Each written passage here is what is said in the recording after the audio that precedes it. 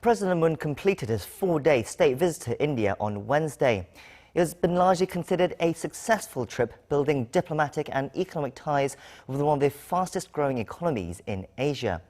The timing is perhaps especially important as the traditional major economic powers continue to engage in trade wars, putting pressure on other nations to diversify their trade partners.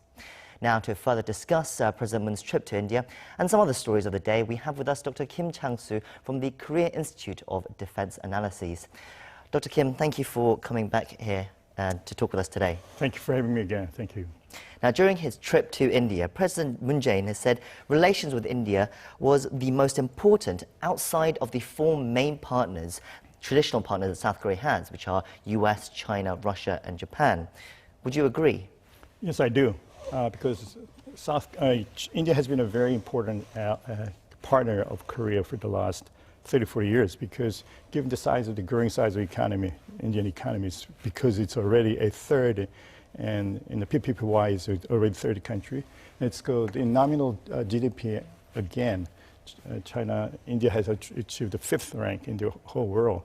And by the 2030, it has made that India will become the 3rd largest economy in the whole world. So given the growing potential of Indian economy, and also South Korea needs a kind of markets outside Korea, not just China or some other countries.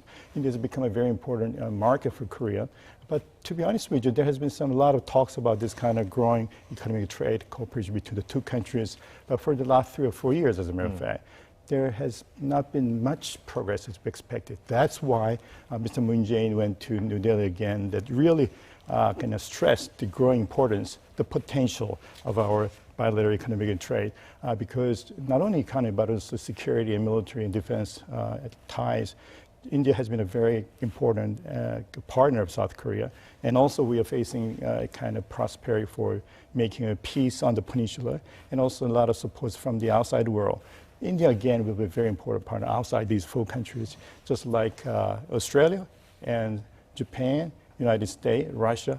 India will come next. So that's why Mr. Moon Jae-in put a tremendous stress on his visit this time, not only in economic and trade, but also security-wise. But in the sake of the people, I think the people is very important this time. People and prosperity and peace, 3 Ps and plus. This exactly, shows how important we see the potential of India in realizing all these kind of targets for the next couple of years. So we upgrade our relationship to a very special strategic partnership again, but also because we're going to face the Chinese and also North Korean threats, and also some kind of different forms, given the Panmunjom Declaration, because we declared we're going to put an end to the hostile policy between the 2 Koreas, and we need some outside assistance help. And in that sense, India, again, as they did in the past, will play a very important role. That's why we put a very renewed stress on our relationship with India this time. You mentioned there, over the last 3-4 years, you say Korea had been talking about building more relationship with India, but they hadn't been making much progress.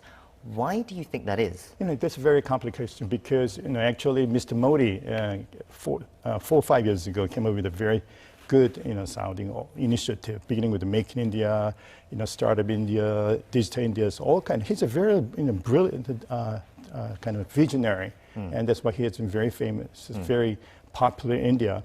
Just like President Moon Jae-in, he came up with all good strategic narratives and making Korea again strong again. But again, Mr. Modi, also his strategy is make India again, first again. Just like Mr. Trump, America first, India first policy is Mr. Modi's trademark. So he is really ready to exert more influence, not only in trade and economy, but also security and also other countries. They really invite the outside to come to India and open their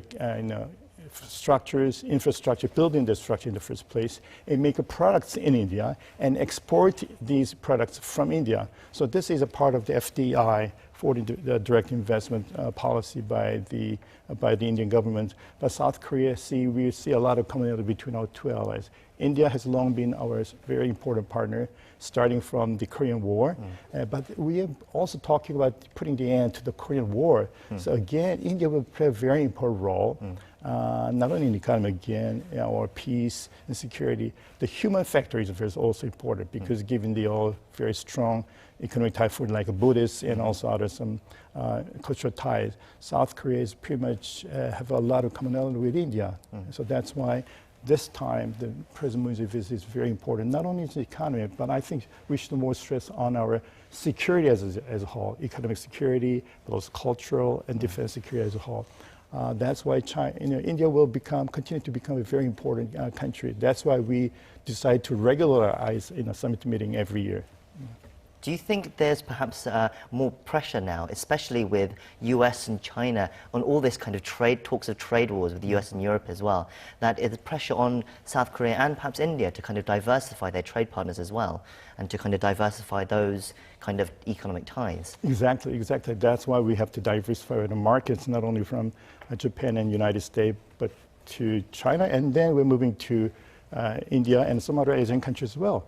Asian countries, for example, is like Singapore and some other 9 other Asian countries are very important markets for us. It's not just the kind of making our benefits or profits maximum. It's a win-win strategy for these countries because ASEAN, also like India, are very important partners for our security as a whole, and also they have a lot of roles to play in stabilizing the Korean Peninsula with peace, just like Singapore did in the U.S. DPRK summit meeting in June. During his visit, President Moon also referred to India as a key partner for the new Southern policy that President Moon has been pushing for since he came to power. Can you explain to me briefly what the new Southern policy is and why it's important? New Southern policy has a different name, but because under the previous governments as well, there has always a kind of policy that really stressed the importance of these powers, including India and Southeast Asia.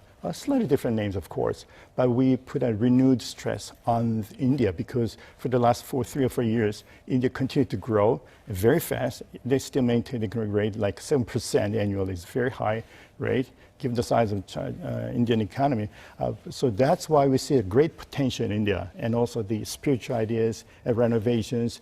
I think we found China and India as most befitting partner in terms of the population, peace, and prosperity. That's why if you look at the declaration, that's the 3 words: for the sake of people, for the sake of prosperity and peace.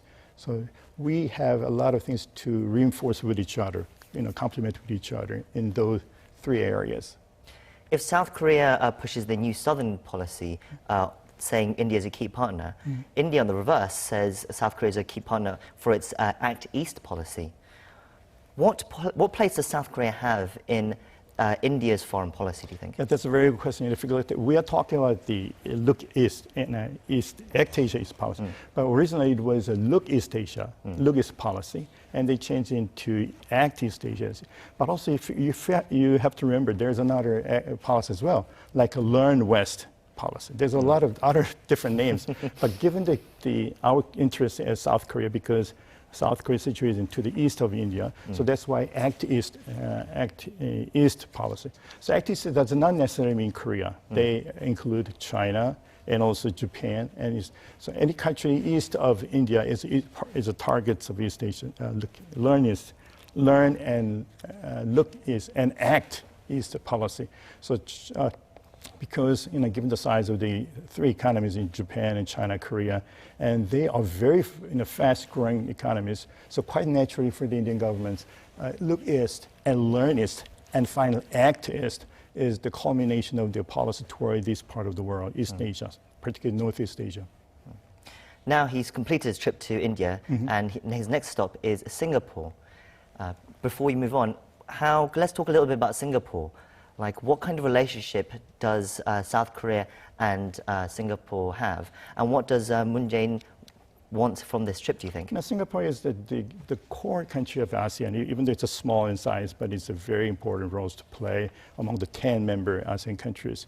And just like India, Singapore are the only countries that have both embassies with both diplomatic relations with North Korea and South Korea. They have the embassies in Singapore and in New Delhi. So they are really willing to play a very important constructive role, I should say, in bringing peace on the Korean Peninsula. And they are ready to do that. So we saw the importance of the Singapore, just like New Delhi, that they will play a very, and they can and should play a very important role to bring peace on the Korean Peninsula, but also they can play a very important mediator role between China and United States, for example.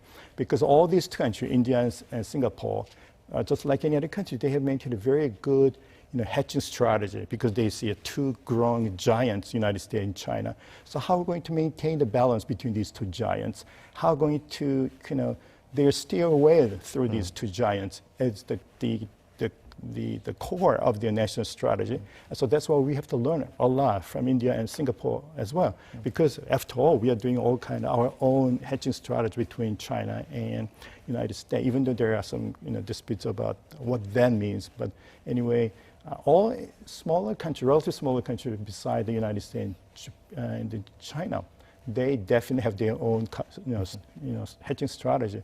So I think these two countries, this time India and Singapore are the very important our partners in bringing peace on the peninsula and putting an end to the Korean War. So that's why Mr. Moon Jae-in has really stressed the importance of the two pillars of his new southern policy.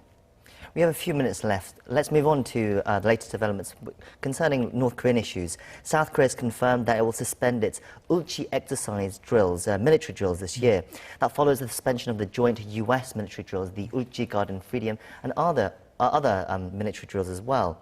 Can you explain what these drills are and why they're important and what the suspension of the Ulchi drills means? Because we have our what we call the combined military exercise and training with the United States, but also we have our own independent military exercise and drill, mostly for some other purposes rather than North Korean provocation. If there is a natural disaster, for example, how we're going to manage all these mobilization of the forces, people and governments and the police, for example. So this is a typical Korean-only kind of training exercise. We'll continue to do that because it is very important as a country. But when it comes to combined military exercise and training, because it caused a tremendous alarm to North Korea, and Mr. Moon and Mr. Trump made it very clear we're going to consider stopping all these hostile activities toward North Korea, even though they are basically defensive in nature, but North Korea, and for that matter, China, have always claimed that these exercises are really hostile by Washington and Seoul. So as a gesture of talking some other alternative with peace and mediation, we decided to suspend, not canceling all these exercise and training for the moment, but temporarily sustain all these meetings. And this is a part of our CBMs, military CBMs, and we are looking for some kind of alternatives coming from North Korea. They should do some, accordingly, the same similar measures against South Korea. Do you think this kind of gesture will actually convince North Korea, though, to take steps towards denuclearization? Yeah, it would definitely help, because otherwise, if we don't have any visible outcomes or visible progress, they will not trust us. So this is a quid and pro quo between North and South Korea, and also United States and North Korea, because unless you give a very visible and kind of highly profile kind of gestures, particularly defense and military sides, and it'll be very difficult to persuade North Korean military, for example, that we should also consider stopping suspending all our military exercise by our side. Talking about North Korea.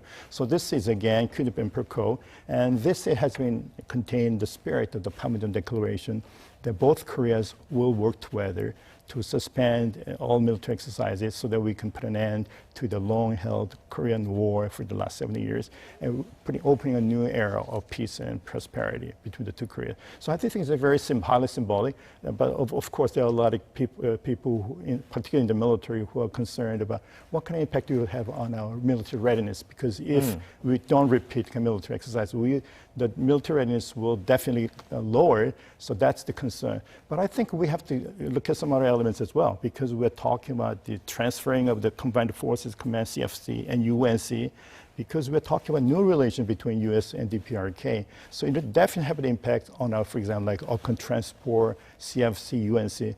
So the military exercise and something is maybe a kind of preparation for our own self-sustaining, self-affordable military exercise, because if the UNC is gone or transformed, we have to come up with our own independent military exercise and training. So this is a kind of preparation for that kind of period. If they might come anytime soon, if things really go well with North Korea. So this is a kind of preparations.